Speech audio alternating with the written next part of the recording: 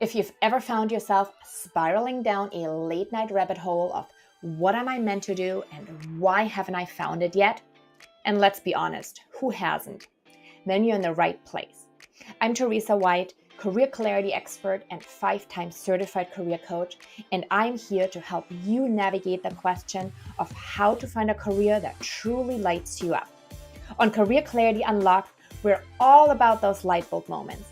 I'm talking to people who are still trying to figure out what they're meant to do, coaching them live to reach that magical, yes, this is it moment.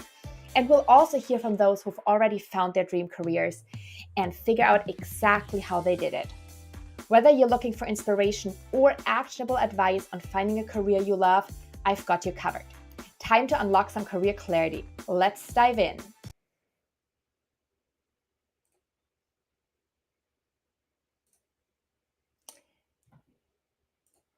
Welcome back to Career Clarity Unlocked. Have you ever felt stuck in your career, not knowing which direction to take next? Or maybe you're dreaming of a big career change but feel overwhelmed by where to start? Today, we're diving into the power of mindset, energy, and strategy in making those career transitions not just possible, but inevitable. We'll explore how to get clear on your purpose and craft an energizing career with the help of our incredible guest. Katy Culver became not just a friend and an incredible inspiration for me after we spent 1 week together at Diana YK Chan's business mastermind in Mexico earlier this year. But Katy is also a founder, coach, and mindset mentor, and she's on a mission to help growth-minded professionals get clarity on their purpose and create more energizing careers. Katy teaches both the strategy and energetics required to navigate intentional change and build your career by design. Katy started her career in management consulting, Burnout, hitting a quarter-life crisis. She then got clarity on her career vision before pivoting to work at an early-stage recruiting tech startup. After working across 4 unique functions, she began building her personal brand and coaching business on the side. Katy now combines personal development with her professional experience, pivoting careers and advising 100+ hiring teams to help ambitious professionals navigate career transitions with confidence. Let's get started. Welcome, Katy. I'm so excited to be here. Thanks for the lovely introduction. Thank you for hosting me, Theresa. I am so excited to chat with you, and on so many things we're so aligned in what we're helping people to do and helping them find clarity. So I'm so excited for this conversation. When we started actually our business mastermind in Mexico, we started with a Sparketype assessment, which I also start those my podcast and lives with. So I would love to dive into that if that's all right with you. Sounds great. So for any of our listeners who are not familiar with the Sparketype assessment yet, it is founded by Jonathan Fields. And I love this assessment so much because the more someone's work aligns with their Sparketype, the more likely they are to feel energized, excited, have a sense of what they do matters, experience flow, and be fully themselves and able to perform at their full potential. And you can take that assessment for free on Sparketype.com. And Katy, for you, so there's a primary Sparketype, a shadow Sparketype, and an anti-Sparketype. And your primary, which is the strongest impulse for work that makes you feel excited, inspired, and on purpose, is the advisor. And just a quick reminder, the advisors are all about guiding to grow. The work of coaching, mentoring, and advising fills you up like nothing else. The satisfaction you feel comes from walking beside others and being with them and guiding them along the way as they move toward their desired outcomes. You're a coach now, so I wonder, does this still resonate with you? Yeah, definitely. I love coaching, mentoring, always have. And that's why I became a coach, because it just was naturally what I was already doing for folks in my life. And it was like, oh, there's definitely people who do this professionally. So it definitely resonates with me. That is so incredible that you were able to find that inside of you and then turn that into the work you do now. Yeah, it's really fulfilling. Yeah. And your shadow Sparketype, which is often the work you do in order to be able to do the work of your primary at a higher level, is the sage. So your sage impulse is to illuminate, teach, and elevate. You live to share insights, ideas, knowledge, and experiences with others in a way that leaves them in some way better, wiser, and more equipped to experience life differently. Does that still resonate with you as well? Yeah, I think the sage resonates with me, maybe even like more than the advisor sometimes. I love connecting the dots between disparate situations. And I even did that in my corporate career as well. It was just kind of like being a cross-functional person, being able to see how, disparate ideas come together and working across teams. And then now I feel like I like to create insight, and maybe combining that with the advisor is kind of like creating that insight for clients and teaching them, showing them how to like have those aha moments and create breakthroughs. That is so incredible. And I wonder, when you think back to earlier in your career, because you started like really very successful in your career, but then burned out early on. Do you feel like you've always had the opportunity in your career to tap into this advisor and sage? Or were there also times where you felt that you weren't fulfilled because that wasn't what you were able to do? Or maybe there were other reasons why this wasn't the right place for you to be at that time? Yeah, it's interesting. I feel like when I started my career, I was in consulting, so I was kind of in an advisory role in a Yeah. way. And so I was like, who's paying 22-year-olds to advise their Fortune 500 companies? But I guess I was always in that sort of consultative types of roles. And so that was always a good fit for me. But I think there are other components of like the work environment. And I actually decided that I wanted to be more hands-on at a given point of like, I want to be building something. And that's a big part of being an entrepreneur and a coach as well, is like, yes, I'm coaching people and advising them, but I'm also like building out the business side of things and building like funnels and tech automations and things like that, writing content. So I feel like I've kind of combined it in different ways. Like I would say that's a part of my career, but it's not the only thing that I enjoy doing.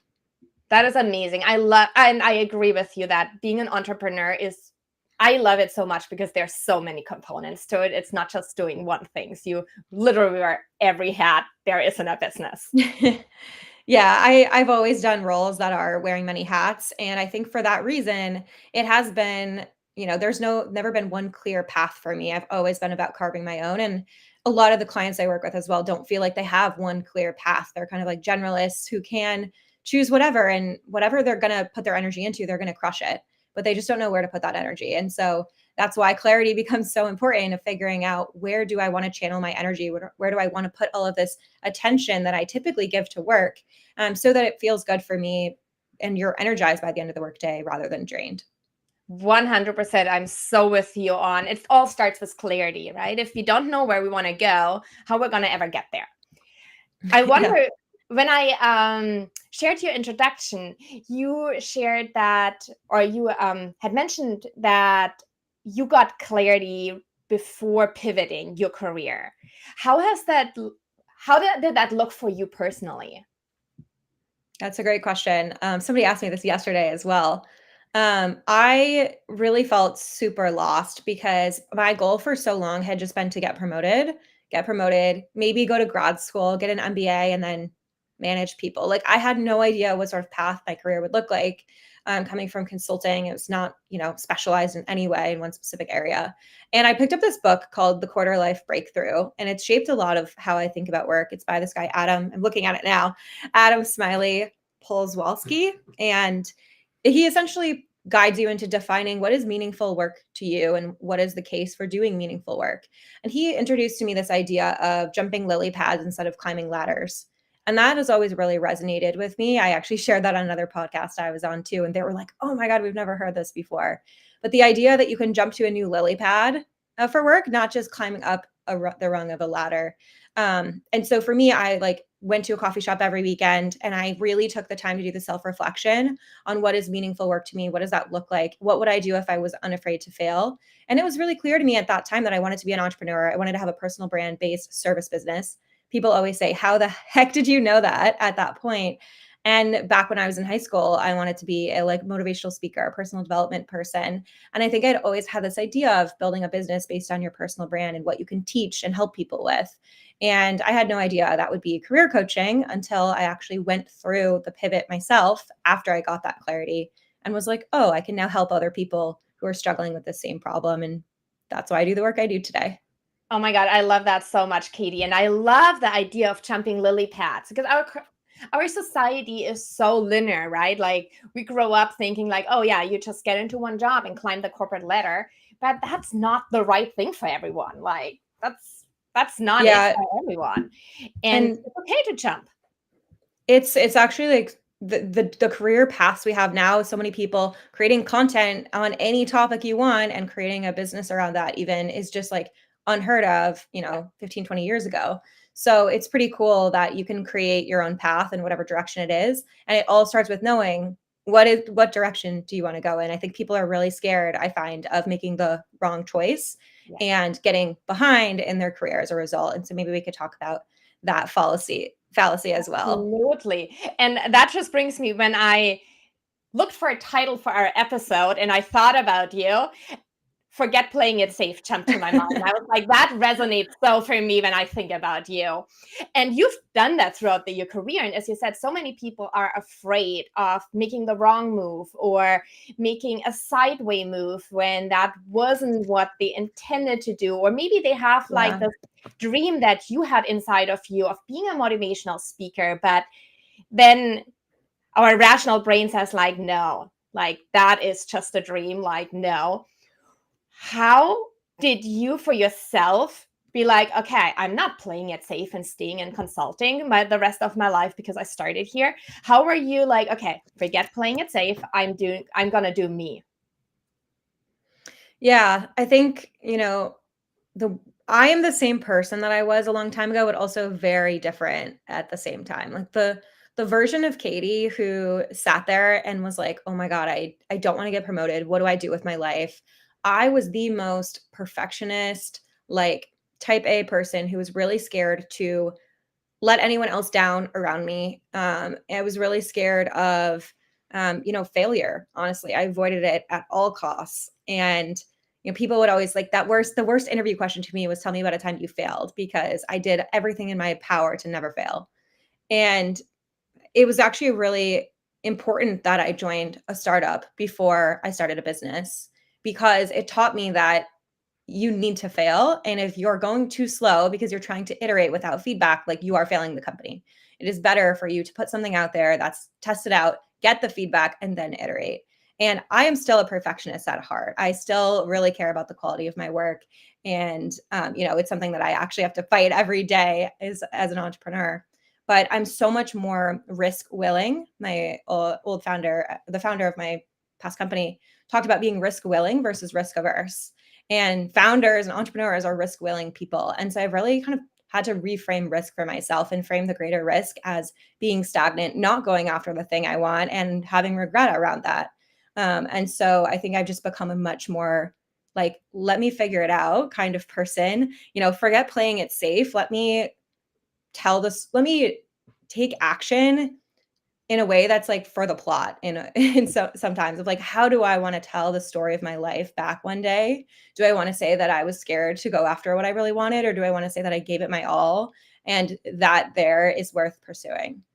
I'm so with you. It's really powerful when you think to when we're in retirement, right? What do we want to look back at? Do we want to look back at like, yeah, I did what everyone else wanted me to do, and played it safe. I stuck to this one role that I went to school in, or that I just somehow randomly ended up in through some circumstances.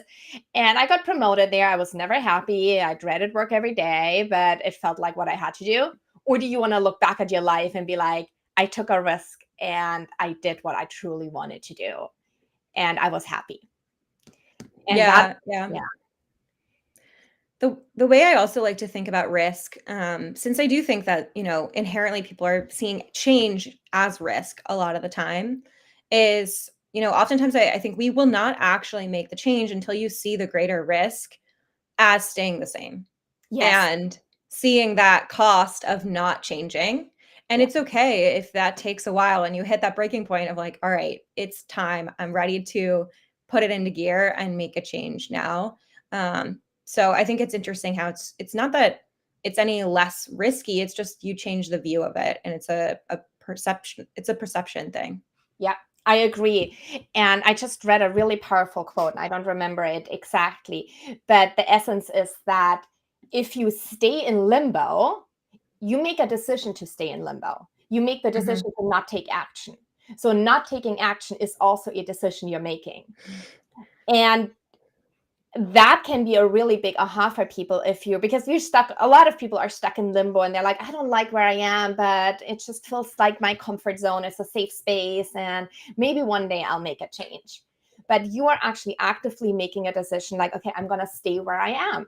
I'm not making a change. I'm staying where I am by not taking action. And that reframe that you were also talking about can really be impactful to realize like, okay, no matter what I do, if I stay or make a change, I am taking an action. And Yeah. we talk a lot about intentionality. What is your view on making that decision intentional? Oh, I think it's really important to make decisions intentionally because what people do is they try to wait to make the quote unquote perfect decision, but they actually have no criteria for what that would be. They're just like, it doesn't feel like it's enough to make. So I can't make the choice because it's not clear enough. And they kind of look for this like perfect amount of data rather than saying, how am I actually evaluating this decision? And if you make an intentional decision based on the information you have at the time, you can't really regret it because you made the best decision you could at the time. And so as you move forward, you make the decision, maybe you get some new data and you're like, okay, this isn't something I would choose again, but I'm here now, so I'm going to make a different choice. And like, it's okay that you're going to just keep making decisions, but if you're not moving forward by deciding not to make a move, then that, like you said, is equally a choice as well. And I think oftentimes people get caught up in like, well, a career change is going to take a while, or, I don't want to go through the process. But even just getting started to say, hey, let me sit down for an hour this weekend and really reflect on like my career, what I want out of my career looking forward. That's progress. And that's like, oh, okay, I feel a little less stuck now because I did one small thing, and you just keep adding on those steps. Yeah. And that's so important because when you look at making a career change, maybe someone is in a role, right? They're not happy. They feel like there should be more. It pays okay and they moved up, but it's not what they want to do.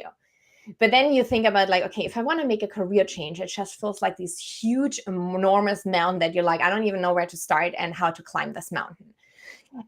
But if you just start with, okay, let me take one step and one step and one step. And I think that is really the beauty of also working with a really good career coach like yourself, of Yeah.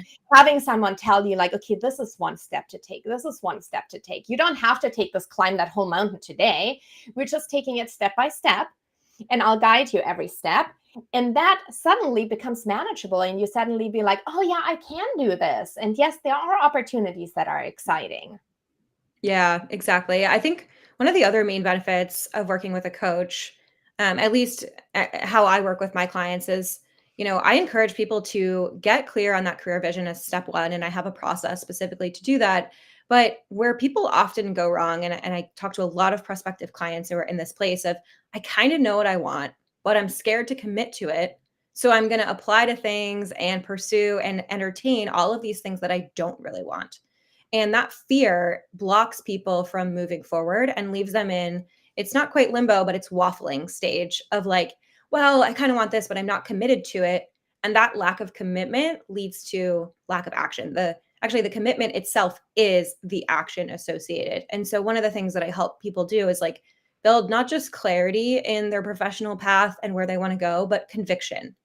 So they Mm-hmm. can stop questioning that path and then move forward to step two of like, okay, let's build your personal brand, build your story that connects your now and your next, so that you can make that path actually possible. But when you stay in the waffling stage of questioning it, you can't move forward and tell that story with confidence. Yeah. And that's where I see so many people that I talk to and they send out hundreds and thousands of applications without landing anything.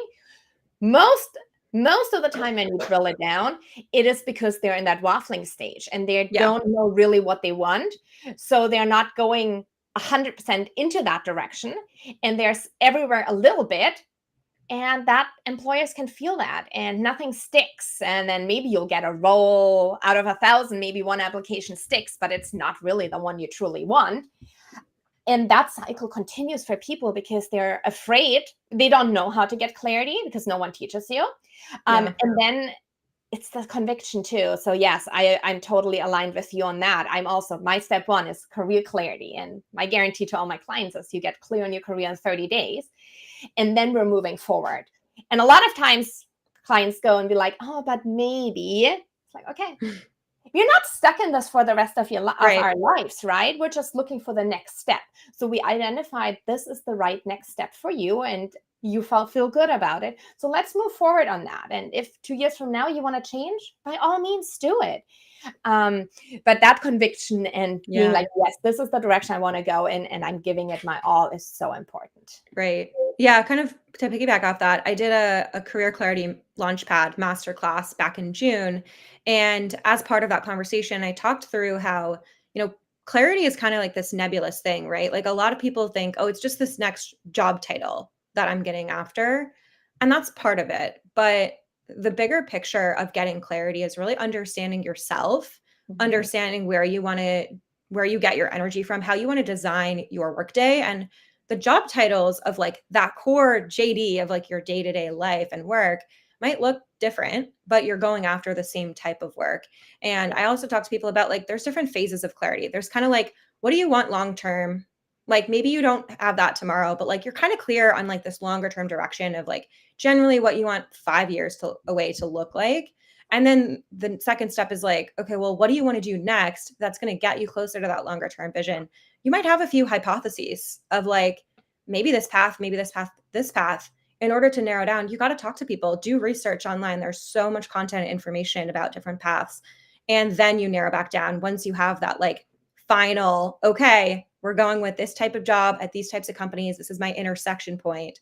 Then you can go into, okay, how do I get there? What's the clarity on my process?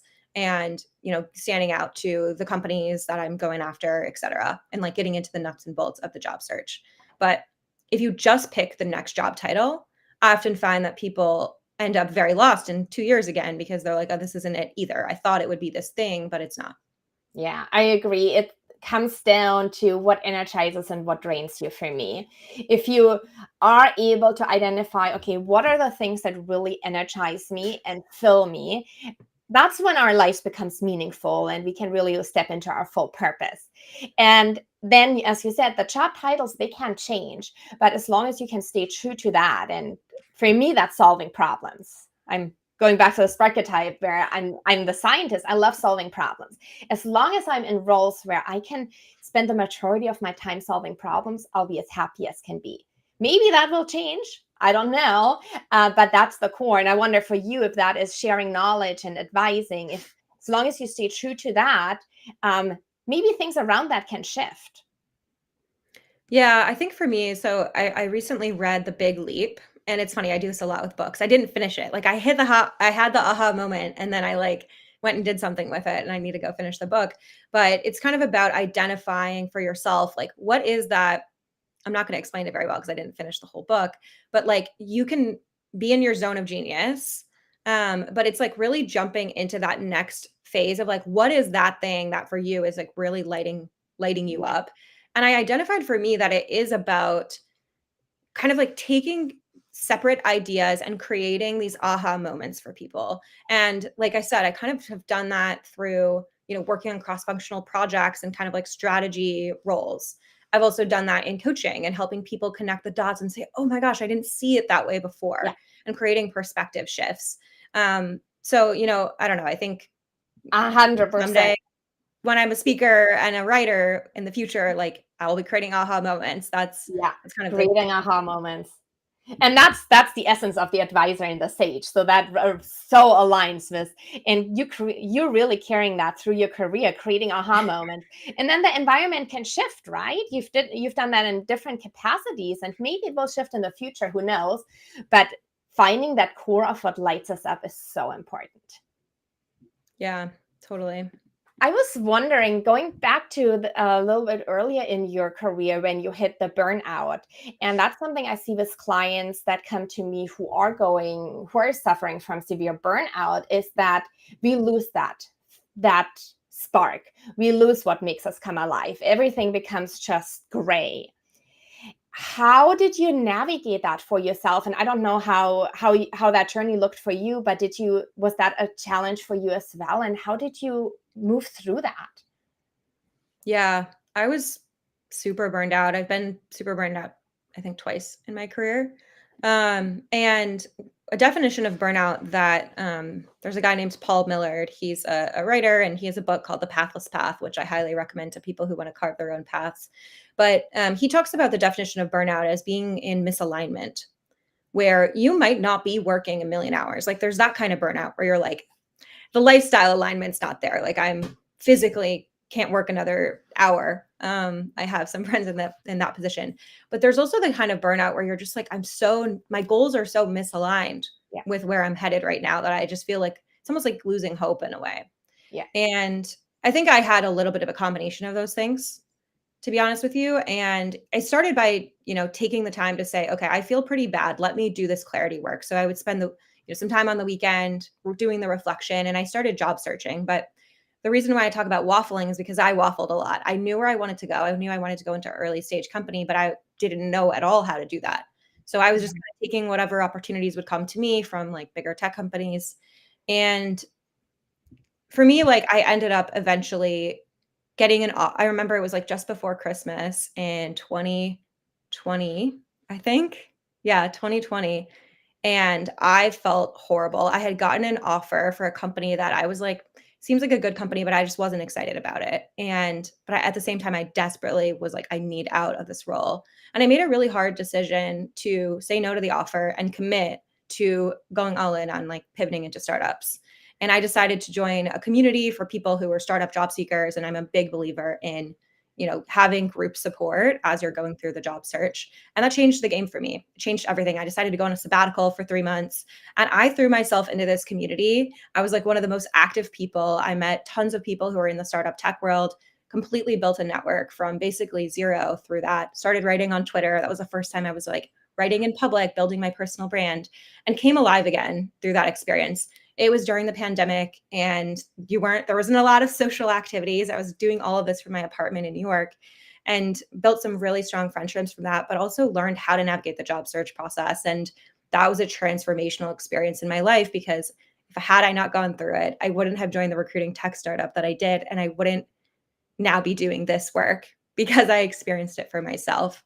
So I don't think that was quite your question, but it took taking a step back and step away to reconnect with myself and like just follow my curiosity. Love that story, Katy. Thank you so much for sharing that with us. That's so impactful of how you intentionally stepped back and then found the right community for you that changed everything. Yeah. Yeah. And I like forgot about the details of how it all went down, but yeah, it was a really tumultuous time for a bit there. Yeah. And I so agree with where you started, is that there's two types of burnout, or two things can lead to burnout. One is we work too much. We might even enjoy the work we do, but we do too much of it. And we hit this wall where we just can't go any further. Or we do the work that drains us. And maybe it objectively isn't that hard. Maybe we don't work crazy hours, but because the work we do is so, so draining, it takes everything out of us, and we also burn out. And I've experienced, actually, yeah, similar to you. I went in both direction, but in my career, I'm a very process driven person, and as long as I do process driven work, I'm energized, I'm excited, I'm alive. Service driven work I can do, but I can't do it all day every day because it drains me. And I was in customer service and recruiting, which is very heavy service driven work, and it was so misaligned for me that my battery was at zero. I started my day at zero and I ended it at minus 50. Yeah. And it wasn't that the work itself was so hard, but it was so misaligned. And I never knew what was wrong. Like I couldn't point my finger to it. Like, okay, what else am I supposed to do? Like, I'm good at this, but it just drains the hell out of me. And how do I get out of it? And just like you, it was really that taking a step back, pandemic, and then getting clarity of what is it I truly want, that changed everything. Yeah, it's so important to take that first step back. I think people often are like, how do I navigate this? And it starts with making time, making space. And if you don't have the time, you need to make it even more. Yeah. And, taking that step back, creating some distance and space to reflect and think about it is just such a good first step. I think for me too, like thinking back, it wasn't that I really hated my job. It was that I felt like I had gotten exactly where I wanted to get to, and it didn't feel how I thought it would feel. And Mhm. I was just, pursuing things for external validation and success.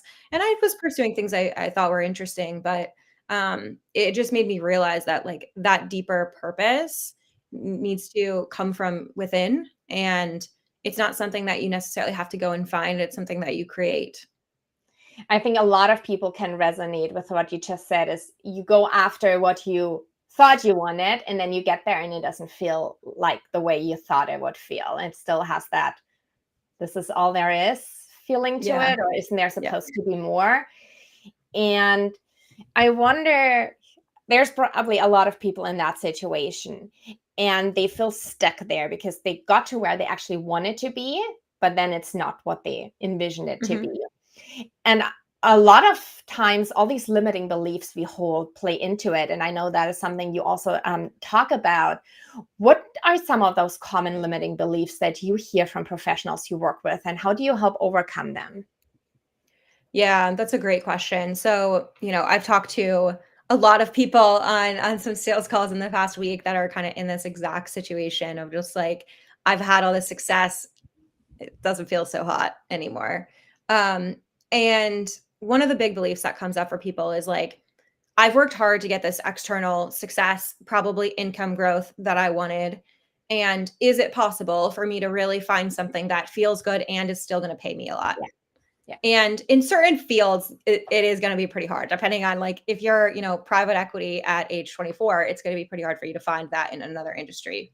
But for most people, you can optimize and understand like what are your income goals, and you can find work that is aligned and energizing for you. Sometimes that also means creating better boundaries, which you're going to have to do regardless of what company you go to. And a lot of people who are used to just putting in the work don't have the boundaries. And I learned this the hard way because I went to that startup and burned out again because I didn't know how to set boundaries with work. I actually worked with a coach who I still work with who helped me do that. But that's one of the beliefs, I think, is that can I really make this money elsewhere? But they don't explore. They just assume like you can't. Yeah. Another fear that people have is, I'm such a high performer. I don't want to let my team down. I want to be like, I'm such a team player and I don't want to let my team down. What if I hurt relationships that I have here? And rather than seeing it as like everyone else wins when you are thriving at work Yeah. and not putting on a mask and trying to get through. So that's another one. I would say another big fear is like, what if I make the wrong decision? That's probably a Mhm. big one is like, how do I pick the right thing? Putting Yeah. so much pressure on putting the right thing versus like one of my actually first clients came back to me and she said, before I worked with you, I was so worried about making the wrong move and getting behind of my peers. And now I just have this perspective of like, same as you said earlier, of like, if you're moving forward towards something you're excited about, you're making an intentional change, you can't mess it up because you're being intentional about it and you're trying things on and making a shift. And when you approach career change from thinking, where do I want to be in 5 years? What do I want my life to feel like and look like? And then you back up into what's next, it's really hard to get off course. I So those so are just some of the big ones, I would yeah. say. Yeah, no, I agree with all three of them. And that can't in our head is so big. I can't switch into that industry because I don't have experience in it. I can't make enough money in another job. I can't. There's so many can'ts. And then I just had a really impactful moment with one of my clients who said, I can't switch into this industry because I don't have experience in this industry. Okay, let's see. We pulled up some LinkedIn profiles from people in that industry. And it turns out none of them had prior experience in that Yeah. industry before they started working in it. And that's like, oh, wow, you can do that. And it just opens up so many possibilities when you can counteract all these cans and shoulds in our heads Yeah. and find proof that no, you can do it. Other people did it, and I can talk to them and find out how they did it, and I can do that too. Yeah. Yeah. Yeah, one of the things I always say to my clients, I really push them to stop putting fake barriers. Like most of your Yeah. constraints don't exist. Like if you need an H-1B visa, yeah, that's a real constraint. Yeah. Like if you have to live in a certain city, that's a constraint. But most of the time, people's constraints are super made up and or they're just beliefs that aren't really true. And so I always say question your assumptions. So like, well, in order to get to this job, then I'd have to do this job first. I'm like, who says? Have Yeah. you really tried to go for this other one that you actually want?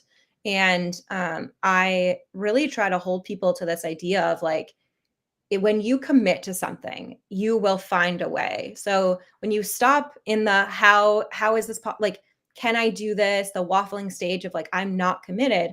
When you commit and you say, I'm going to figure it out, everything is figure outable. I will be resourceful. Then you can start having those creative ideas because your brain can move on from, am I doing this to, I'm freaking doing this. How am I going to get there? Who am Yes. I going to talk to? How am I going to position myself? And that is just to me like such a more exciting conversation to have. And it is really fun to watch when people are like, I'm all in, let's do this. Oh, I love that. Isn't it the best feeling ever? Yeah. Yeah. And I do. And the last limiting belief that you touched on is being afraid of making the wrong move and feeling like all that pressure, it has to be right. And I can absolutely relate to it. And I think as we get older, that pressure becomes even higher, bigger. Like I felt that at Yeah. 30, I was like, oh my God, it's too late. I need to make the right move now because otherwise it's too late. Now I'm almost 40 and I'm like, okay. I was very young back then. I could have made 5 wrong moves and I would have still been fine. But I think it is also, there's also a problem that we're never taught to really do that self-reflection or how to figure this out for us and then know what is the right thing to do. And I think that is so powerful to work with a coach because they can guide you on these things that we're never taught. There's a lot of self-help books out there. There's a lot of guidance online. But having that person that can guide you and hold your hand through that and tell you like, okay, this is the next step. This is the next step. This is the next step is incredibly powerful. Yeah. I think even beyond the guidance, I think the one of the most unexpected things that my clients get from working with me as a coach is like the identity shift of like, you can't see yourself sometimes in this other version. And Yeah. like people show up and they say, oh, this is some of the work that I've done in the past. And I'm like, you're incredible. Like, these are all the things that you're telling me about how amazing you are. Like, let's craft this into your story. And it's really hard to objectively see ourselves that way. That's why, like, we have coaches to Yeah. tell us, like, to guide us, but also to remind you of your power. And I 100%. think that's where it's really hard to do this by yourself. Like, that's why I talk about energetics. Like, I could go and give you the strategy, but unless you believe that you can do it and you see yourself in this empowered way, it's not going to be as effective because how you show up to every conversation, the energy you bring to the process makes a huge difference on your results. 100%. 100%. I'm so with you on that. And Katy, I would love to ask you another 100 questions, but I we know. are getting to the end of this time here. But there is so much powerful advice that you're sharing, and I'm sure lots of people want to get in touch with you. If they want to learn more from you about the work with work you do, where can they find you?